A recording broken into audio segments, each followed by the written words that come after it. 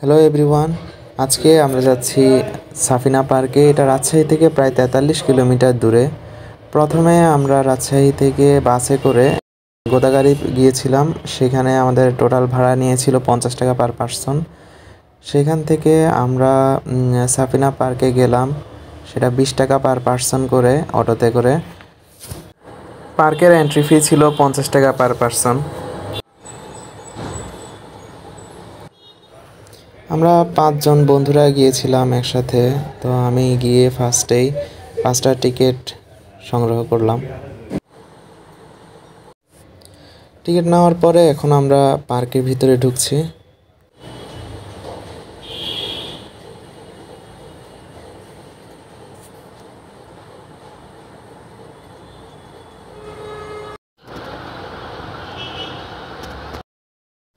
So this is the first look of the park. চারপাশে প্রচুর দর্শনার্থী। আমরা আসলে আজকে শবে বরাতের পরের দিন আসলাম, এই কারণেই হয়তো বন্ধের কারণে লোকজন প্রচুর বেশি। তো আমরা সিদ্ধান্ত নিয়েছিলাম যে পার্কের কোন পাশ থেকে দেখা শুরু করব। আমরা বাম পাশ থেকে দেখা শুরু করলাম। বামে দেখলাম বেশ কিছু দোকান আছে, যেখানে আসলে বাচ্চাদের খেলনাপাতি প্লাস হচ্ছে যে মেয়েদের বিভিন্ন জুয়েলারি আর হচ্ছে যে শামুক ঝিনুকের অনেক ঘর সাজানোর জিনিসপাতি ছিল। এই যে এখানে একটা ময়ূরের স্তম্ভ তৈরি করছে, যেটাতে আসলে মানুষ ছবি তুলতেছিল। তো এটাই আমাদের ফার্স্ট ডাইনোসর দেখাই সাফিনা পার্কে, যেগুলো আসলে খুবই ভাইরাল। তার পাশেই ছিল একটা ঝর্ণা, ওইখানে বেশ কিছু ছবি তুললাম। আর এই পাশে হচ্ছে যে দোলনা। তো সকল বয়সীর লোকেরাই আসলে এটাতে ঢুকতে পারতেছিল, যদিও আমরা এখানে ঢুকিনি। এখানে হঠাৎ করে একটা ট্রেন দেখলাম, খুবই সুন্দর। আপনারা এই ট্রেনে পুরা পার্কটাই ঘুরতে পারবেন যদি চান, কিন্তু আমরা আসলে এটাতে উঠিনি।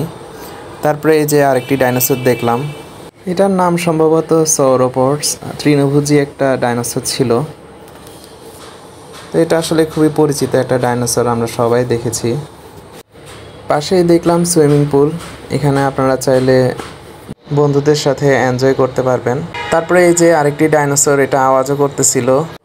এটার নাম হচ্ছে যে টিরেক্স, এটাকে আমরা সবাই চিনি, the most viral talking tree. তো এই পাশে দেখলাম আরও কনস্ট্রাকশন হচ্ছে, এখনও চলমান। আর এখানে ধরেন আপনারা পিকনিক বা অন্য কোনো অনুষ্ঠানের জন্য আসছেন, তো এখানে আপনারা হচ্ছে বিশ্রাম নিতে পারবেন। তো চারপাশ দেখতে দেখতে আমরা সামনে আগাচ্ছি। প্রচুর মানুষ আজকে আসলে, যদিও ভালোই লাগতেছে। তো আমরা হাঁটতে হাঁটতে ভাবতেছিলাম যে আসলে পার্কটা যদিও দেখতে ছোট, কিন্তু আসলে দেখার মতো বেশ কিছু জিনিসই আছে। যেমন এই যে এখানে আমরা একটা ভূতের ঘর দেখলাম। তার পাশে আসলে লেকের মতো করে করছে, যেখানে আসলে আপনারা চাইলে এই যে স্পিড বোর্ডেও চড়তে পারবেন। এর ডানে হচ্ছে যে আরেকটা লেক, যেখানে আপনারা প্যাডেল চালিত ওই বোটগুলো চড়তে পারবেন। আর এক পাশে হচ্ছে যে এরকম করে কাঠের বাড়িগুলো তৈরি করা আছে, যেখানে আসতে হলে আপনাদেরকে আসলে আগে থেকে রিজার্ভেশন দিয়ে আসতে হবে। এই পাশে আরেকটি ঝর্ণা দেখলাম, ভালোই সুন্দর। আর আমরা আস্তে আস্তে আসলে বিকেল হয়ে গেছিলো। তো বিকালের এই সৌন্দর্যটা আসলে লেকের পাড়ে বসে উপভোগ করতেছিলাম কিছুক্ষণ। তারপর গেলাম কিডস জোনের দিকে। এখানে আসলে বাচ্চাদের জন্য অনেক ধরনের রাইডই আছে।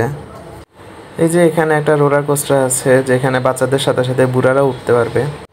আর এখানে হচ্ছে যে ঘোড়ার রাইডগুলো, যেগুলো আমাদের ছোটোবেলা সবারই প্রিয় ছিল।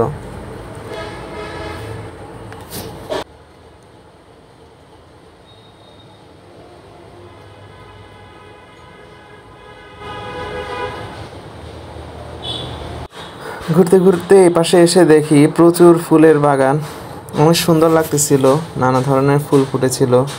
আর এখানে দুইটা অসাধারণ স্ট্যাচু বানাইছে, একটা বাঘ আর একটা সম্ভবত সিংহ। এতই অসাধারণ যে পুরাই হাস্যকর লাগতেছিল।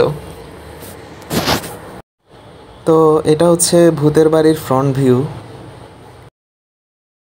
এখানকার টিকিট মূল্য 55 টাকা ছিল।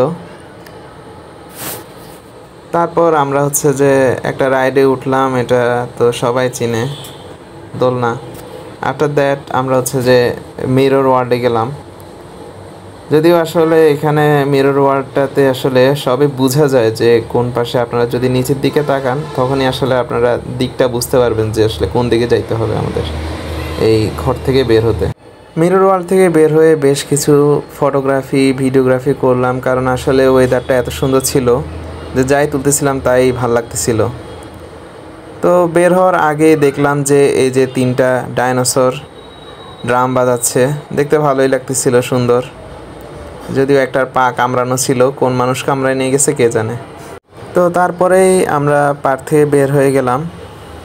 তো ওভারঅল বলতে গেলে আসলে পার্কটা বন্ধু বা ফ্যামিলি মেম্বারসদেরকে নিয়ে এসে কিছু সময় কাটানোর জন্য আসলে ভালোই।